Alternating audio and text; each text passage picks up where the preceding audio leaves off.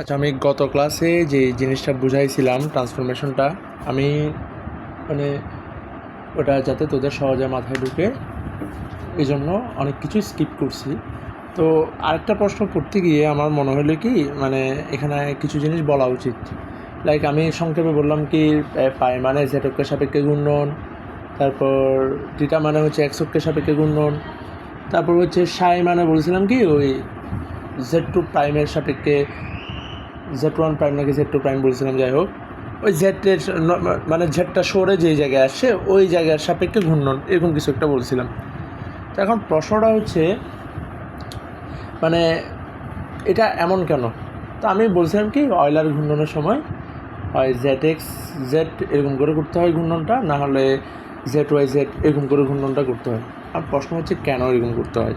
তো এখানে অ্যাকচুয়ালি যে ঘটনাটা ঘটে, ধর এখানে একটা এই সার্কুলার মানে একটা হচ্ছে ভরাট করা সার্কুলার, আরটা হচ্ছে নর্মাল, এই যে আমি কলম দিয়ে দেখানোর চেষ্টা করি। একটা হচ্ছে এই যে এটা এই যে সার্কুলার যেখানে হচ্ছে ফাঁপা মানে মাঝখানে খালি, আরটা হচ্ছে উলম্বভাবে, এটা হচ্ছে এই বরাবর, মানে এই বরাবর আছে সার্কেলটা। তো এই একটা হচ্ছে রিজিড বস্তু, দৃঢ় বস্তু, ঠিক আছে। তো এখন এই বরাবর যে প্লেনটা আছে সেটা হচ্ছে আমরা নর্মালি অ্যাক্সিস যেটা কল্পনা করি, আমরা নর্মালি যে অ্যাক্সিস ধরে কাজকর্ম করি ওই অ্যাক্সিসটা, কারণ ওই অ্যাক্সিসটাকে এই যে অ্যাঙ্গেল করে থাকছে ওই অ্যাক্সিসে কনভার্ট করব। এখন অ্যাঙ্গেল করে থাকা ওইটার অ্যাক্সিস কী?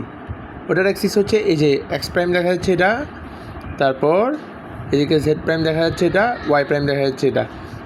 এইটা হচ্ছে মানে এই কাট করা জিনিসটার হচ্ছে অ্যাক্সিস। তাহলে আমাদের যেটা হচ্ছে নর্মালি আমরা অ্যাক্সিস যেটা কল্পনা করি সেটাকে এমনভাবে ঘোরাইতে হবে যাতে আমাদের এই অ্যাক্সিসটা একই রকম হয়ে যায় আর গুণাবলীগুলো একই রকম হয়ে যায়। এটাই হচ্ছে মূলত আমাদের অয়লার কোণের সাপেক্ষে ট্রান্সফর্মের যেই বিষয়টা গতকাল পড়ছিলাম, গত ভিডিওতে পড়ছিলাম, ওই ভিডিওর বিষয়বস্তু ছিল। তো এটা করতে গিয়ে প্রথমে কী করছে, ওরা জেড অক্ষকে ফিক্সড রেখে এই যে এই এক্স এক্সিসটাকে পাই অ্যাঙ্গেলে ঘোরাইছে। তাহলে অটোমেটিক্যালি ওয়াই অক্ষটা সামান্য দিকে ঘুরবে, বোঝা গেছে। পাই অ্যাঙ্গেলে এখানে পাত রেখা পর্যন্ত আসছে, কথায় কথায়। এরপর কিন্তু এক্স প্রাইম বরাবর আসে নাই এখনও, জাস্ট একটু করে পাই বরাবর করেছে। এখন এটা এভাবে যেভাবে ছিল, মানে আমাদের এই সার্কুলার পার্ট যেটা আছে সেটা একটা রিজিড বডি, অবশ্যই এটা একটা ত্রিমাত্রিক বডি। তাহলে এটাকে একটু এভাবে কাট করতে হবে, ঠিক কিনা বল? এটাকে একটু এভাবে কাট করতে হবে, কাট করে এই জায়গায় বসাইতে হবে, ঠিক আছে। বা এটা নিউজ অ্যাডক্ষ যেটা আছে, এই জিনিসটাকে একটু উপরের দিকে তুলতে হবে, এভাবে বুঝতে পারোস। এই যে এই সার্কুলার মোমেন্টাম যেটা আছে এটাকে একটু উপরের দিকে তুলতে হবে যাতে এই জিনিসটা এটার উপর অ্যালাইন করে। তো এটাকে একটু করে উপরের দিকে তুলতে গিয়ে এটা জেড অক্ষরে কী হয়েছে, টিটা কোনো বাঁকাইছে, অটোমেটিক্যালি ওয়াই অক্ষরটা টিটা কোনো বাঁকাইছে, কিন্তু এক্স এক্সিসে কোনো ঘূর্ণন হয়নি, মানে এই বরাবর এই সার্কুলার কোনো ঘূর্ণন হয়নি। দ্বিতীয় নম্বর ঘটনা। তৃতীয় নম্বর ঘটনায় কী হয়েছে, ওই যে মানে আরেকটু মানে জেড অক্ষ তো জেড প্রাইম বরাবর অ্যালাইন হয়েছে, কিন্তু এক্স অক্ষটা হচ্ছে পারফেক্টলি এক্স প্রাইমে আসে নাই, ওয়াই অক্ষটাও ওয়াই প্রাইমে আসে নাই। সো এটা আরেকটু সাইকোনে ঘোরাইলে জেড অক্ষের সাপেক্ষে বরাবর বসে যায়, এক্স প্রাইমের উপর বসে যায়, ওয়াই প্রাইমের উপর বসে যায়। ঘটনা ঘটছে এটাই, বুঝছস? তো আমি একটু এক্সপ্লেন করে দিলাম যাতে বিষয়টা একটু বোঝা যায় এবং পরবর্তী প্রশ্নে যাতে আমাদের এটা হেল্প করে। বোঝা গেছে? গেল। আচ্ছা, আমার মনে হয় কি এখানে দুইটা কোয়েশ্চেন আছে। একটা কোয়েশ্চেন হচ্ছে, আমি বলছিলাম ওইটা সলিড স্টেট ফিজিক্স থেকে নেওয়া। এখানে কেন দিল, ওই যে দৃঢ় ওয়াটটার কারণে হয়তো ঢুকাই দিছে। মানে আমাদের সিলেবাসগুলো হচ্ছে এমন এলোমেলো, বুঝছোস, আমাদের অনার্সের সিলেবাসগুলো, মানে আমরা হচ্ছে ওই যে মানে ওই ওই কী বলবো, কি I don't have a word actually, কিসের পরে কোথায় ঢুকে দিতে হবে, মাথাটা পাগল করে দেয়। যেমন এখানে একটা প্রশ্ন আছে, প্রতিসাম্য অপারেশন কাকে বলে? বিভিন্ন আকারের বিভিন্ন প্রকার প্রতিসাম্য অপারেশন সংক্ষেপে বর্ণনা করে। এখন এটা বুঝাইতে গেলে আমার ক্যালাস বুঝাইতে হবে। ক্যালাস মানে হচ্ছে ওই যে ইয়াটার কি, ওই যে স্ফটিক আকার যেটা থাকে ওই জিনিসটা বুঝাইতে হয়। তখন এই প্রশ্নটা দিল, এটা আসছেও কোন বছর জানে আসছে, মোটামুটি ইম্পর্টেন্ট আছে, অত বেশি ইম্পর্টেন্ট তাও না। তো এটা একটু আমি আলোচনা করে দিব, এটা তোরা বেসিকক্ষণ থেকে পড়ে নিতে পারো, সমস্যা নেই। আমি জাস্ট একটু বুঝাই দিব ট্রান্সলেশনটা কীভাবে হচ্ছে, মানে যতটুকু তোর মাথায় ঢুকে অতটুকু বুঝলেও হবে, সমস্যা নেই। তারপর আরেকটা জিনিস হচ্ছে এখানে একটা প্রশ্ন আছে, অবিলম্বিক রূপান্তর ব্যাখ্যা করো। কারণ অবিলম্বিক রূপান্তর এটা হচ্ছে একটা মানে এটা কী বলবো, ওই যে ফান্ডামেন্টাল অফ ম্যাথমেটিক্স যেটা পড়ছো সেখানে ওই লিনিয়ার ট্রান্সফরমেশন একটা অধ্যায় ছিল, ওইখানের একটা পড়া, এটা ধরতে পারো, ওইখানের একটা পড়া ধরতে পারো, ওইখানে নাকি এটা পরের অধ্যায়ের পড়া ছিল। যাই হোক, এখানে ঢুকে দিছে। তো এটা এভাবে দিলে হয়তো সুন্দর হইতো প্রশ্নটা। ওই যে ওই মানে আমরা যে গতকালের যে প্রশ্নটা পড়ছিলাম, গতকালের প্রশ্নটা কী পড়ছিলাম, অয়েলার কোণ ব্যবহার করে একটি সম্পূর্ণ রূপান্তর ম্যাট্রিক্সের রাশিমালা নির্ণয় করো এবং দেখাও যে ওই ম্যাট্রিক্সটা অবিলম্বিক। সেই ক্ষেত্রে যদি এই প্রশ্নটা আসে, সেই ক্ষেত্রে কী হয়, এই যে 4.1 নাম্বার এটাতে আছে, দেখাও যে অয়েলার কোণ প্রাপ্তির জন্য লব্ধ রূপান্তর ম্যাট্রিক্স একটি অবিলম্বিক ম্যাট্রিক্স। তো এই প্রশ্নটা করা যেতে পারতো, এরা বোধহয় এই প্রশ্নটাই করতে চাইছিল, কিন্তু করে দিয়েছে অবিলম্বিক রূপান্তর ব্যাখ্যা করো। তো এগুলো আসলে জানাই আর কি ঠিকঠাক মতো। তো আমি এই প্রশ্নটা একটু বুঝাই দিই। এটা হচ্ছে অয়েলার কোণ নির্বাচনের লব্ধ রূপান্তর ম্যাট্রিক্স ইকুয়াল টু ভিসিডি, এটা কালকে প্রমাণ করছি। আর এটা আমি বোর্ডে করাচ্ছি না, বিকজ অফ দেরি হয়ে যাবে আজ সারাপ। আর এটা ছোটো জিনিস, এখান থেকে পড়া দিতে পারতেছি। বাস্তবিক পক্ষে অয়েলার কোণ প্রাপ্তির জন্য আমরা একটি অবিলম্বিক স্থানাঙ্ক XYZ হতে রূপান্তরের মাধ্যমে অপর একটি অবিলম্বিক স্থানাঙ্ক X prime Y prime Z প্রাইমে ফিরে আসি। এক্ষেত্রে আমাদের দেখতে হবে যে এটি ইকুয়াল টু যদি ইনভার্স 1 হয় তাহলে এটা হচ্ছে অবিলম্বিক। এখন এটা অবিলম্বিক আমরা যাচাই করতেছি। এখন এ বি সি ডি এর ডান পাশে প্রতিটি ম্যাট্রিক্স এক একটা অবিলম্বিক রূপান্তর ম্যাট্রিক্স নির্দেশ করে, কেননা রূপান্তরকগুলো অক্ষরেখার অতি সাধারণ ঘূর্ণনের ক্ষেত্রে কার্যকর হয়। ঠিক আছে, এখন এটা কি এই অবিলম্বিক কিনা, মানে বি ম্যাট্রিক্সটা অবিলম্বিক কিনা, সি ম্যাট্রিক্সটা অবিলম্বিক কিনা, ডি ম্যাট্রিক্সটা অবিলম্বিক কিনা, তোরা হচ্ছে ক্যালকুলেশন করে যাচাই করতে পারোস। লাইক বিটি একটা ম্যাট্রিক্সের ট্রান্সফর্ম ম্যাট্রিক্স নির্ণয় করতে পারোস, আর একটা ম্যাট্রিক্সের ইনভার্স ম্যাট্রিক্সও নির্ণয় করতে পারোস। তো তোরা চেক করে দেখতে পারোস। তো এটা আমাদের চেক করে দেখার কোনো দরকার নেই, এটা আমাদের ডিরেক্ট লিখতে পারি আমরা, বুঝে গেছে। এমনিতে বোঝার সাপেক্ষে তোরা চাইলে চেক করে দেখতে পারোস। কাজে বিসি ও ডি অবশ্যই অবিলম্বিকতার শর্তকে স্বতঃসিদ্ধ করবে। তাহলে B transform transpose equal to B inverse 1, C transpose equal to C inverse 1, D transpose equal to D inverse 1। তাহলে A transpose equal to BCD transpose, এর মানটা বসাইছে জাস্ট। তাহলে এটা আলাদা আলাদা করে ট্রান্সপোজটা চলে আসবে, এটারও প্রমাণ আছে। এই যে BCD transpose equal to BCD whole transpose equal to B এর উপর ট্রান্সপোজ, সি এর উপর ট্রান্সপোজ, ডি এর উপর ট্রান্সপোজ, এবং এদের গুণফল, এটা প্রমাণও আছে। এটা এই জিনিসটা তো ইয়াতে শেখা হয়েছে, ইন্টারে শেখা হয়েছে।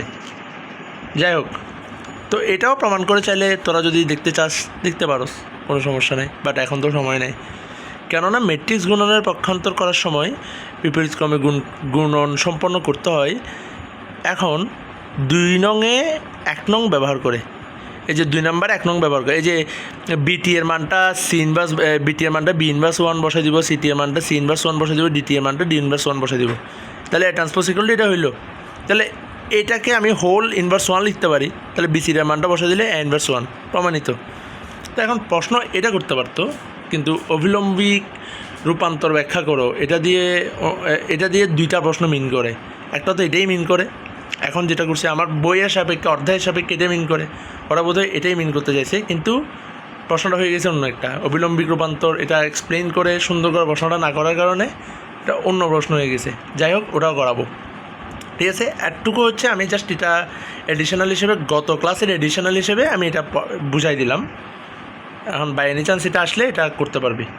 এখন আরেকটা ইম্পর্টেন্ট প্রশ্ন হচ্ছে এটা, এই যে বস্তুযুক্ত অক্ষ বরাবর কৌণিক বেগের উপাংশ। আমি এটা একটু বোর্ডে বোঝানোর চেষ্টা করব। এখান থেকে বুঝে দিতে পারতাম, বাট এখানে কিছু ল্যাকিংস আছে, সো আমি এটা একটু বোঝানোর চেষ্টা করবো আর কি। তাহলে এই প্রশ্নটা একটু বোঝানোর চেষ্টা করি। বস্তুযুক্ত স্থানাঙ্ক সেটের জন্য কৌণিক বেগের উপাংশগুলো নির্ণয় করো। কৌণিক বেগের উপাংশগুলো নির্ণয় করো। আশা করি বোঝা যাচ্ছে, আমি মুখে বলে দিচ্ছি, সমস্যা নেই আশা করি। তাহলে কৌণিক বেগ, অবশ্যই কৌণিক বেগকে ওমেগা দ্বারা প্রকাশ করা হয়। ওমেগা এর উপাংশগুলো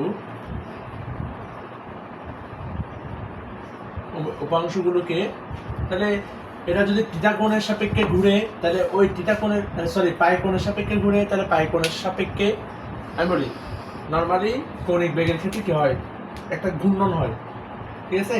তাহলে ব্যাগের সংজ্ঞা কি, সরণের হারকে সময়ের সাপেক্ষে সরণের হারকে কি বলে, ব্যাগ বলে। তাহলে কৌণিক বেগের সংজ্ঞা কি হবে, কৌণিক সরণের হারকে কৌণিক বেগ বলে। তাহলে কৌণিক ঘূর্ণন এখানে পাই হচ্ছে, থিটা হচ্ছে, অয়লার কোণের সাপেক্ষে সাই হচ্ছে। তাহলে থিটার সাপেক্ষে যে কৌণিক ঘূর্ণনটা হচ্ছে তাহলে সেটাকে আমরা ওমেগা পাই দ্বারা প্রকাশ করতে পারি। পাইয়ের সাপেক্ষে যেটা হচ্ছে ওমেগা পাই, এটা ওমেগা থিটা, ওমেগা সাই, এভাবে আমরা প্রকাশ করতে পারি, ঠিক আছে। তাহলে আলটিমেটলি পাই থিটা সাই ঘূর্ণনের ফলেই হচ্ছে আমাদের বস্তুযুক্ত অক্ষের ঘূর্ণন হচ্ছে। আচ্ছা বাই যাবে, বস্তুযুক্ত অক্ষ বরাবর ঘূর্ণন, এটা মানে কি, একটা ঘূর্ণন হয় এক্সিস, ঠিক আছে, আমার এক্সিস ঠিক আছে, আমি বস্তুটাকে রোটেট করতেছি যে কোনোভাবে, ঠিক আছে। একটা ঘূর্ণন হয় আমার বস্তুও উঠতেছে, যেটাকে রেফারেন্স পয়েন্ট ধরছি ওটাই উঠতেছে, ওটা হচ্ছে বস্তুযুক্ত ঘূর্ণন। আমি একদম সংক্ষেপে বললাম বিষয়টা। তাহলে এখানে ঘুরতেছে হচ্ছে রেফারেন্স পয়েন্টটা সহ ঘুরতেছে, তাহলে রেফারেন্স পয়েন্টটাকেও মানে বস্তুর ঘূর্ণনের সাথে রেফারেন্স পয়েন্টটাকে এমনভাবে লাইন করতে হবে যাতে দুইটার ঘূর্ণনই সেম হয়। তাহলে এই ঘূর্ণনটা করার জন্য আমি একটু ব্যাখ্যাটা লিখি। কৌণিক বেগ ওমেগা এর উপাংশগুলোকে ওমেগা পাই, ওমেগা থিটা ও ওমেগা সাই। এই অধ্যায়টা খুব বেশি পেইনফুল, নর্মালি হচ্ছে উচ্ছ্বাস এই অধ্যায়টা স্কিপ করে, ম্যাক্সিমাম মানুষজন স্কিপ করে, আমাদের সময় আমরা স্কিপই করছি, আমি পরে পড়ে নিছি আর কি ফর ইন্টারেস্ট। আমি তো বোধহয় বসে থাকতে পেল লাগতেছিল, তাই এই ঝামেলাগুলো করে নিছি। কৌণিক বেগ ওমেগা এর উপাংশগুলোকে ওমেগা পাই, ওমেগা থিটা ও ওমেগা সাই দ্বারা, এটা সাই বাই যাবে, সাই দ্বারা নির্দেশ করা যাক, তাহলে স্পেস জেড অক্ষ বরাবর কৌণিক বেগের উপাংশ হবে। তাহলে স্পেস জেড অক্ষ বা শুধু জেড অক্ষ বললেও চলতো, সমস্যা নেই। স্পেস জেড অক্ষ বলার কারণটা হচ্ছে ওই কি বলবো, ওই যে নর্মাল কোঅর্ডিনেট যেটা, মানে ওই যে স্থির কোঅর্ডিনেট যেটা, ওইটা বোঝানোর জন্য স্পেস জেড অক্ষ বলা হচ্ছে আর কি। যদিও এটা ঘুরবে, জেড অক্ষটাও ঘুরবে, ঠিক আছে, যেহেতু বলছি বস্তুযুক্ত অক্ষ এই জন্য। জেড অক্ষ বরাবর কৌণিক বেগের উপাংশ, জেড অক্ষ বরাবর কৌণিক বেগের উপাংশ, জেড অক্ষ বরাবর কৌণিক বেগের উপাংশ হবে ওমেগা পাই। কাজেই আমি লিখি আগে, তারপর আমি বুঝাবো। কাজেই বস্তুযুক্ত স্থানাঙ্ক, কাজে বস্তুযুক্ত স্থানাঙ্কে কৌণিক বেগের উপাংশ, কৌণিক বেগের উপাংশ একটু পর্যন্ত লিখলে হবে বর্ণনার জন্য, আমি জাস্ট বোঝানোর জন্য বিষয়টা বই থেকে দেখে পুরোটা লিখতেছি। উপাংশ প্রাপ্তির জন্য একটুকু লিখলে চলবে। একটি পূর্ণাঙ্গ অভিলম্বিক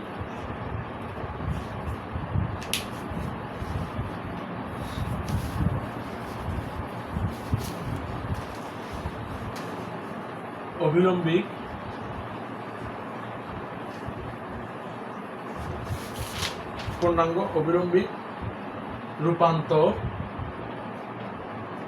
ম্যাট্রিক্স, এই যে কালকেই পড়াইছিলাম এই ম্যাট্রিক্সটা, A = BCD প্রয়োগ করতে হবে। মানে বিষয়টা কি আমি একটু বুঝাই, এটাকে আমি এমনভাবে ঘোরাবো, লাইক এটা একটা ঘনবস্তু, ধর ঘনবস্তু, তো ঘনবস্তুটা অবশ্যই ঘুরতেছে, ঠিক আছে। ঘনবস্তু ঘোরার সাপেক্ষে অ্যাক্সিসটাকে আমি প্রথমে জেড অক্ষ বরাবর ঘোরাবো, তো এটা একটু কাজ করা অবস্থায় আছে, এরকম অবস্থায় আছে, ঠিক আছে। ওই যে কিছুক্ষণ আগে যে একটা অ্যাক্সিস দেখাইলাম, আর এটা হচ্ছে এই অ্যাক্সিস বরাবর, ঠিক আছে, এটাকে এমনভাবে ঘোরাবো যাতে এটার সাথে অ্যালাইন করে, কিন্তু অ্যালাইন করলেও একটা ঘটনা থাকি যাবে এখানে, এটা এভাবে থাকবে আর এটা এই ধরনের অবস্থায় থাকবে, ঘোরার পরে ধর এই ধরনের অবস্থায় থাকবে, এরকম কিছু একটা থাকবে, এরকম ঘুরে সোজাসুজি হয়ে যাবে, বা এই ধরনেরই থাকবে। ধর কিভাবে বোঝাবো জিনিসটা, মানে এটা ধর শোয়ানো অবস্থায় আছে, এই বরাবর আছে, আরটা হচ্ছে এই বরাবর থাকবে, বুঝা গেছে? এই 3D জিনিসগুলো বোঝাতে, এই 2D বোর্ডে বোঝাতে একটু কষ্ট হয় আসলে। এখন তার মানে এখানে ঘুরতেছে কি অ্যাকচুয়ালি, জেড অক্ষ বরাবর যখন আমি এটাকে ঘুরাইছি, জেড অক্ষকে স্থির রাখি যখন আমি এটাকে ঘুরাইছি, তো আলটিমেটলি আমি এটাকে এক্স ওয়াই জেড এক্সিসটাকে আমি X prime Y prime Z প্রাইমে কনভার্ট করার চেষ্টা করতেছি, অর্থাৎ এক্সিসটাকে কনভার্ট করার চেষ্টা করতেছি। এই যে গত ক্লাসেই শিখেছি রূপান্তর করার চেষ্টা করতেছি। সো রূপান্তর করতে হলে আমার কি করতে হবে, রূপান্তর ম্যাট্রিক্স দ্বারা গুণ করতে হবে। অর্থাৎ আগে যে ইয়াতে ছিল, মানে আমি যদি আগে ছিল কি, আগে ছিল হচ্ছে যে ওমেগা টিটা, সরি ওমেগা পাই, তারপর ওমেগা, ও এখানে একটু ঝামেলা আছে না, হ্যাঁ ঠিক আছে, ওমেগা পাই, এটা পাই এক্সিসে মানে পাই অক্ষ, সরি পাই কোণে ঘোরাচ্ছি, তো এই জন্য ওমেগা পাই লিখছি। তাহলে ওমেগা পাই এক্স অক্ষ, ওমেগা পাই ওয়াই অক্ষ, ওমেগা পাই জেড অক্ষ, ঠিক আছে? তাহলে এখানে ওই জেড অক্ষের সাপেক্ষে এক্স এক্সিসে ঘুরতেছে, দ্যাটস ওয়াই এটার ভ্যালু থাকবে, জেড অক্ষের সাপেক্ষে থিটা কোণে ঘুরতেছে, তাহলে এটার ভ্যালু থাকবে থিটা ডট, মানে এই এখানে একটা ব্যাক থাকবে, জেড অক্ষ বরাবর যে একটা ব্যাক প্রাপ্ত হয়েছে, তাহলে জেড অক্ষ বরাবর একটা ব্যাক থাকবে, বাকিগুলো জিরো হবে, বুঝে গেছে? এগুলো জিরো হবে, এগুলো জিরো হবে। আর এখানে যে একটা ব্যাক প্রাপ্ত হয়েছে, তাহলে এটাকে কিভাবে প্রকাশ করা যায়, যে পাই ডট, পাই যদি কৌণিক সরণ হয় তাহলে ডি পাই ডিটিটা কি হবে, এই যে কৌণিক ব্যাক, এটা জেড অক্ষ বরাবর এক্সিস্ট করে, তাই এখানে পাই ডটটা দিছি, বাকিগুলোর জন্য পাই ডট জিরো হবে, বুঝে গেছে? তাহলে এটা হচ্ছে ওইটা, মানে আমরা এই ধরনের একটা জিনিস শিখছিলাম গত ক্লাসে, X prime Y prime Z prime, এটাকে যদি মানে এক্স ওয়াই জেড থেকে যদি এটাতে কনভার্ট করতে হয়, তাহলে এই ম্যাট্রিক্স দ্বারা আমার গুণ করতে হয়েছে, মনে আছে না? তো এখানেও আমি সেম কাজটা করবো। তাহলে আমি করতেছি কি actually, omega pi x axis, omega pi Y axis, omega পাই জেড এক্সিস, এটাকে এখান থেকে এখানে কনভার্ট করার জন্য আমার কি করতে হবে, এক ম্যাট্রিক্স দ্বারা গুণ করতে হবে, কারণ এ ম্যাট্রিক্সের মানটা কালকেই নির্ণয় করছি, মনে আছে আশা করি। তাহলে এ ম্যাট্রিক্সের মানটা বসাই, আমি উপরের জিনিসগুলো মুছি,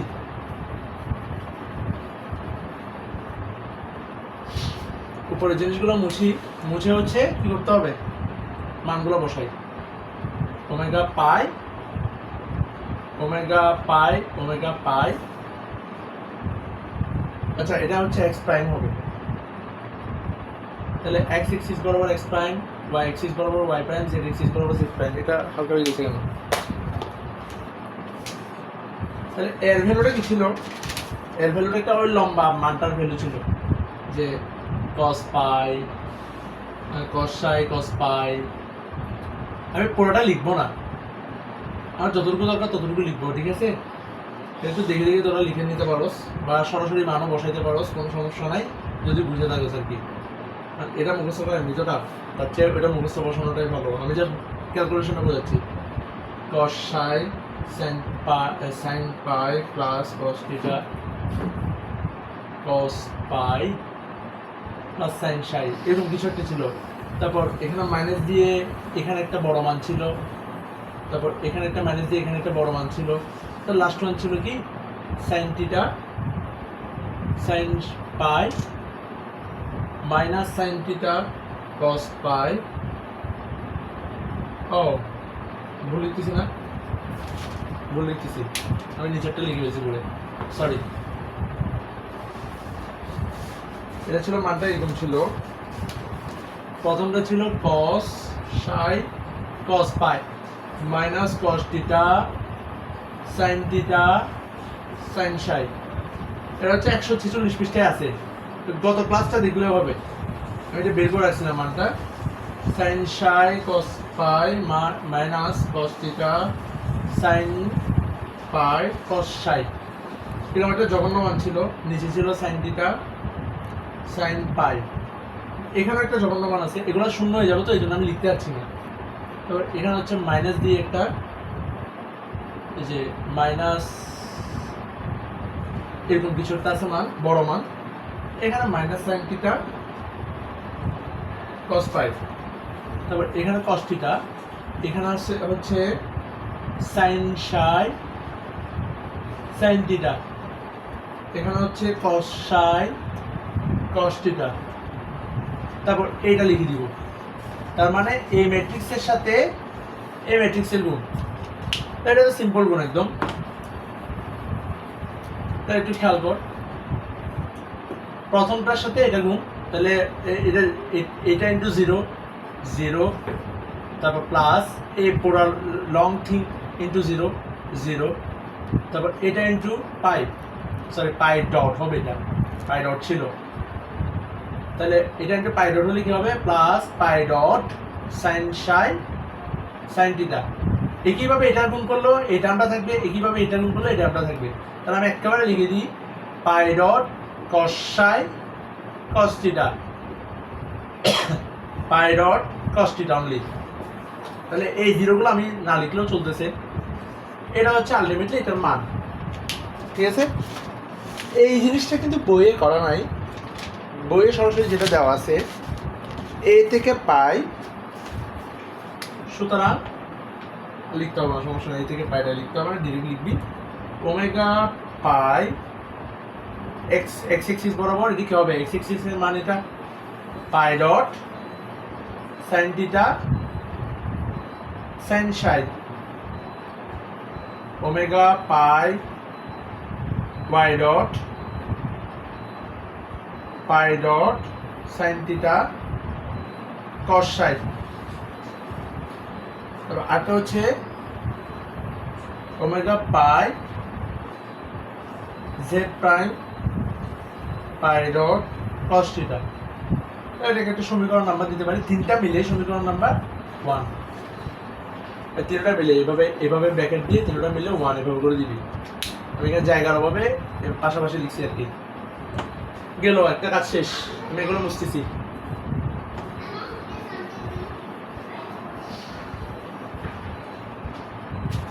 তারপর হচ্ছে আমি আগে লিখি লাইনটা, পাই থিটা ওমেগা থিটা পাত রেখা, ওমেগা থিটা পাত রেখা বরাবর লাইন অফ নোট, এটা মনে হচ্ছে লাইন অফ নোটস বরাবর অবস্থান করে। এটা মানেটা আমি একটু বুঝাবো।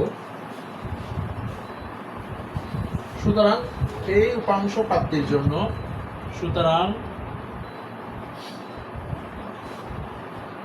এই উপাংশ পাওয়ার জন্য বা প্রাপ্তির জন্য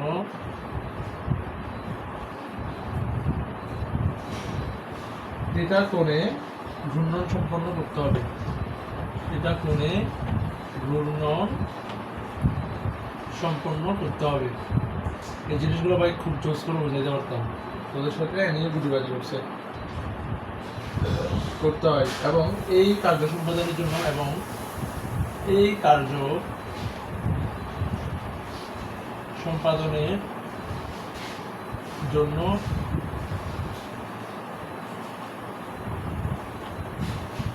অবিলম্বিক রূপান্তর ম্যাট্রিক্স, এখানে একটু বইয়ে ভুল আছে, রূপান্তর ম্যাট্রিক্স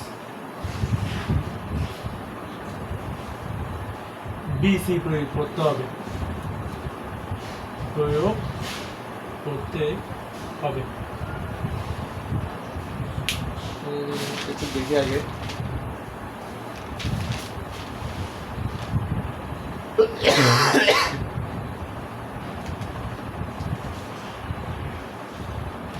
হ্যাঁ বিসি প্রয়োগ করতে হবে। এখানে কিন্তু ক্যালকুলেশনে ভুল নাই, বাট ওই সিটা লেখা হয় না আর কি। যদিও সিটা গুণ করে এটা ব্যানিশ হয়ে যায়, মানে সেটার গুণের কোনো এটার মাহাত্ম থাকে না আর কি। আচ্ছা এখানে বি আর সি কি গত ইয়াতে দেখানো হয়েছে, যদি এখানে লিখবো আমি, তো এখানে ঘটনাটা কি করছে বেসিক্যালি, আর লাইন অফ নোট জিনিসটাও কি। তো এখানে আমি বলছিলাম কি ওই যে এইভাবে একটা বডি ছিল, এইভাবে একটা বডি ছিল, রিজিড বডি ছিল। তো এই অ্যাক্সিসটাকে ঘোরায় এটা বরাবর আনছি, ওই যে এই অ্যাক্সিসটাকে ঘোরায় এটা বরাবর আনতে গিয়ে আমার পাইকনও ঘোরাইতে হয়েছে, এদিক দিয়ে পাইকনও ঘুরছে, এরকম কিছু একটা। তো এখন বিষয়টা হচ্ছে মানে ঘোরাইতে গিয়ে আমার টোটাল অ্যাক্সিসের কি ঝামেলা হয়েছে, কি ট্রান্সফরমেশনটা হয়েছে, এটা এতক্ষণ ধরে করছি। কিন্তু করার পরও লাইন অফ নোটটা আমি একটু বুঝাই আগে। এখানে একটা দেখছোস মানে এটা হচ্ছে আমার পুরোপুরি অ্যালাইন করার জন্য এটাকে একটু উপরে তুলতে হবে। তো উপরে না তোলা পর্যন্ত এখানে একটা অ্যাঙ্গেল রয়ে গেছে, একটা ক্রস ভাবে এরকম করে একটা অ্যাঙ্গেল রয়ে গেছে। তো এটাই হচ্ছে লাইন অফ নোট আর কি বেসিক্যালি। এটাও সংক্ষেপে বলার চেষ্টা করছি, না বুঝলাম মুখস্থ করা ধরে বুঝে নেই আর কি আপাতত। ঠিক আছে, তো এখন এটাকে অ্যালাইন করতে হবে, এভাবে ঘুরায় অ্যালাইন করতে হবে। তো এটা করার জন্য আমার এখানে থিটা কোণে ঘুরাইতে হবে, বুঝে গেছে? তো এটা হচ্ছে অ্যাক্সিসের সাপেক্ষে কাজটা করতে হয় আর কি, অ্যাক্সিসের সাপেক্ষে।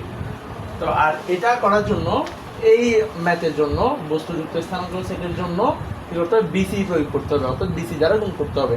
মানে আমি এখানে টোটাল ট্রান্সফরমেশন করতেছি না, কিন্তু আমি জাস্ট ওই লাইন অফ নোটের বিষয়টা একটু ঠিকঠাক করতেছি, বুঝে গেছে? ওইখানে যে অসঙ্গতিটা ছিল আগে ট্রান্সফরমেশন করার পরেও ওই অসঙ্গতিটা জাস্ট ঠিক করতেছি, ওইটা ঠিক করার জন্য আমার বিসি দিয়ে গুণ করতে হচ্ছে, নাথিং এলস। তাহলে এখানে কি করতে হয়েছে basically, omega theta x prime, omega theta Y prime, omega theta Z prime.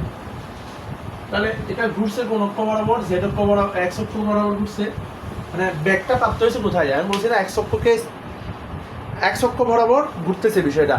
তো ব্যাগটা প্রাপ্ত হয়েছে কোন বরাবর, এক্স অক্ষ বরাবর, মানে এক্স অক্ষকে কেন্দ্র করেই তো ব্যাগটা প্রাপ্ত হয়েছে।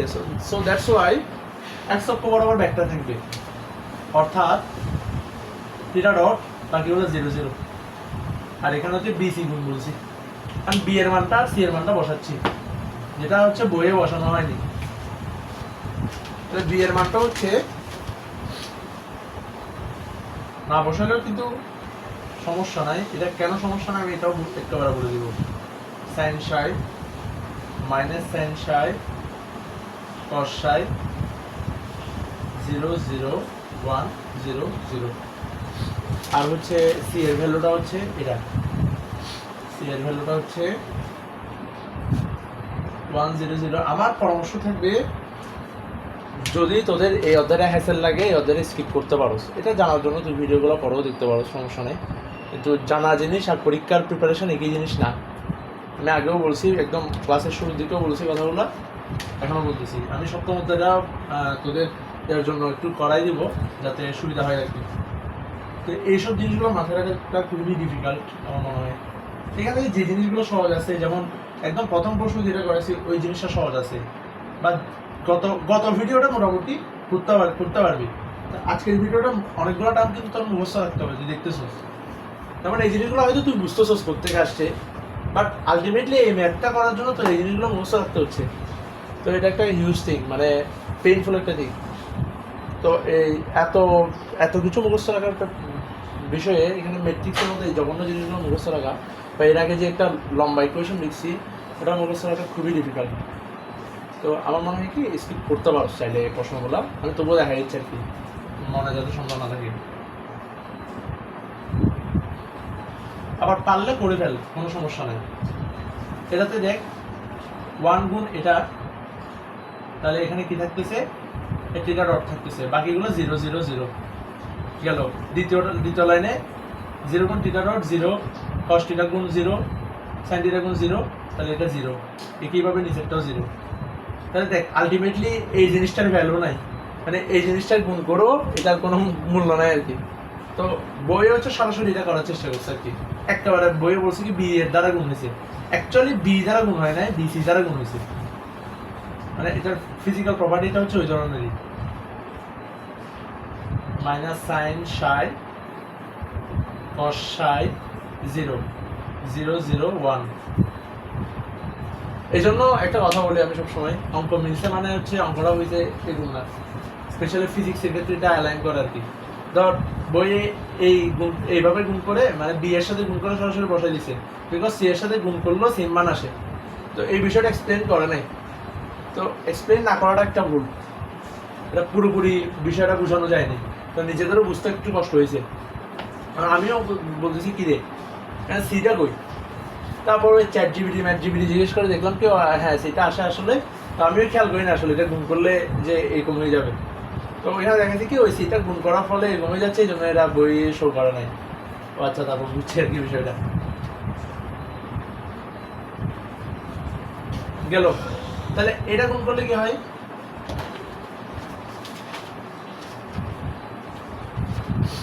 এটা গুণ করলে হয় কি এখানে লিখি সমান cos theta dot cos theta cos psi theta dot cos psi বাকি হলো 0 +0 এরকম আর কি। তারপর হচ্ছে মাইনাস সাইন psi, তাহলে minus theta dot sine psi বাকি হলো 0 তাহলে লাস্টেরটা 0, লাস্টেরটা হ্যাঁ 0।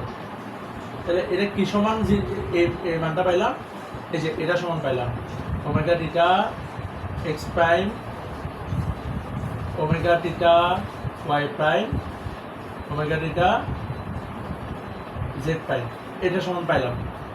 তাহলে এই লাইন থেকে আমি কি লিখতে পারি, আমি একটু মুছে ঠিক করে লিখে ফেলবো। এখন এই লাইন থেকে আমরা লিখতে পারি এখন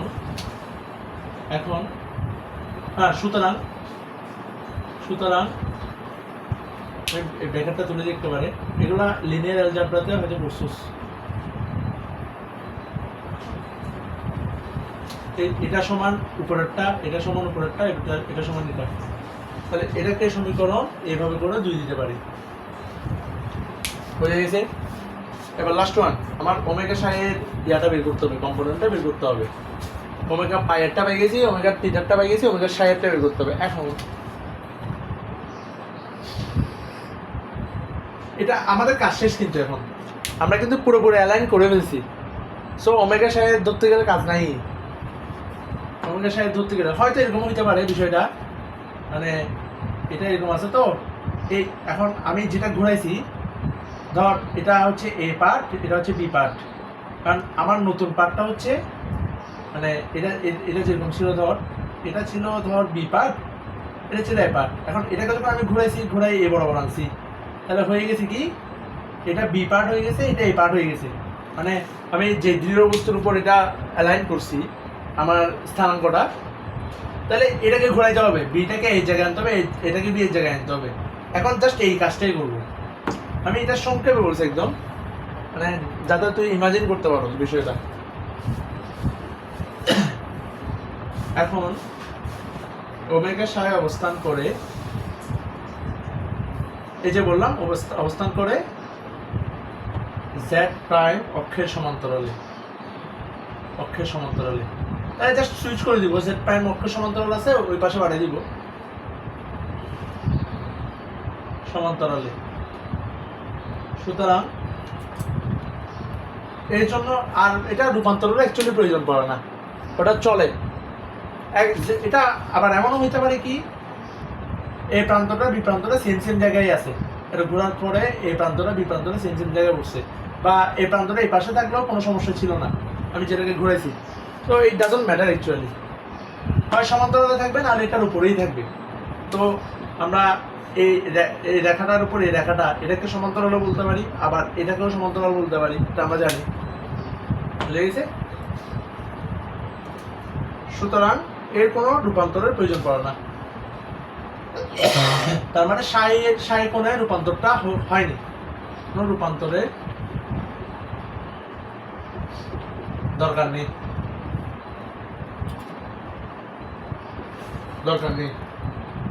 অতএব এর একটাই উপাংশ থাকবে, তা হলো সাই। অতএব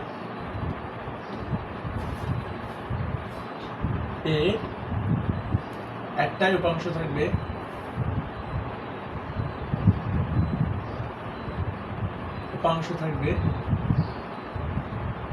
যা হলো সাই ডট, অর্থাৎ ওই জ্যাড অক্ষ বরাবর, মানে যদি সুইচ করতে হয় তাহলে সাই ডট ব্যাকটাই থাকবে আর কি।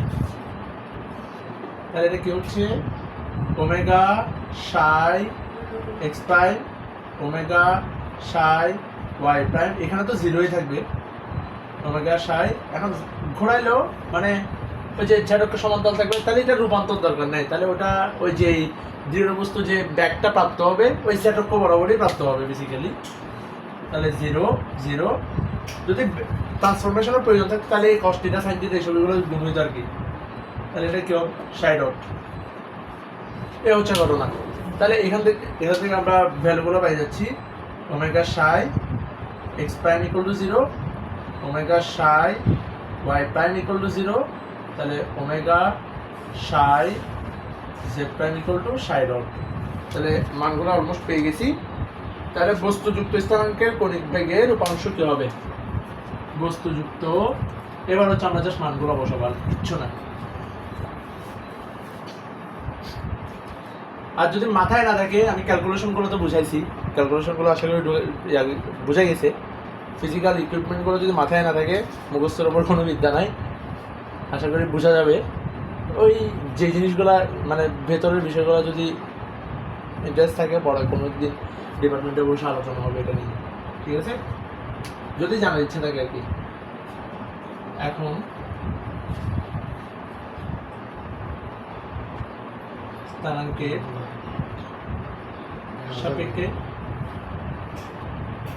সাপেক্ষে কণিক বেগের উপাংশ omega x prime equal to omega pi x prime omega pi omega theta x prime equal to plus omega psi, মানে 3 অক্ষ বরাবর এটার উপাংশগুলো যোগফল। একইভাবে omega y prime equal to কী হবে omega psi y prime omega pi omega pi y prime omega theta Y prime omega psi y prime omega z prime equal to কী হবে সেমভাবে হবে, ঠিক আছে। তাহলে মানগুলো যদি আমি বসাই দিই, এতক্ষণ ধরে এই 1 2 3 থেকে মানগুলো যদি বসাই দিই, তাহলে কি পাচ্ছি? এই omega x equal to pi dot sine theta sine psi plus theta dot cos psi, omega y dot equal to pi dot sine theta cos psi minus theta dot equal to minus theta dot sine psi. তারপর omega z prime equal to pi dot cos theta plus psi dot. এটাই হচ্ছে আমাদের কাঙ্ক্ষিত transformation উপাংশ, এগুলোই হচ্ছে আমাদের উপাংশ।